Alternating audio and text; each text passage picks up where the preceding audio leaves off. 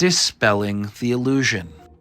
Let's sidestep for a moment and foray into why it's so painful to be alive as an American and why capitalism sucks so very, very badly. So bad. Let's simplify the average American's cost of living into three major necessities: housing, food, and transportation. In 2023, the US Bureau of Labor Statistics found that the average American spent around $10K on food, $15K on transportation costs, and over $20K on housing, totaling out to around $60,000 a year for the cost of living in America. The minimum wage in Texas is $7.25 an hour, meaning that if a minimum wage employee works 40 hours a week for an entire year, they won't even make enough to cover their transportation costs, let alone the cost of housing and food. Most minimum wage workers are teenagers at McDonald's. They don't even deserve to make money. I hear you saying through your half-chewed jalapeno poppers, and my rebuttal, don't speak while chewing, you nasty, and also, are you a literal demon sent from hell? But I digress. To even live a life where you are just barely making ends meet on your own in America, you would need to make $31.25 an hour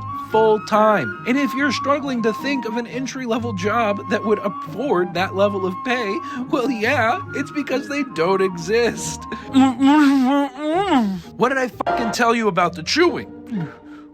What about roommates? Well, to that I say, why are you constantly having to move the goalpost to find justifications for why this system isn't bad? The problem with people like this and following them down their callous lines of logic is that these are not genuine assertions or solutions. They're justifications. When you are at the seat of power, looking down at all those beneath you, equity is your greatest fear, because if everyone was as comfortable as those at the top, they would have nothing. When you have nothing to offer the world but your money, equity is the barrel of the gun staring down at you, reminding you that no matter what you do, you'll never truly be special or worthwhile. In America, it's your fault. You mean, maybe you're 18, sure, it's not. But by the time you're 25, if you're broke, it's your fault. You are making poor choices.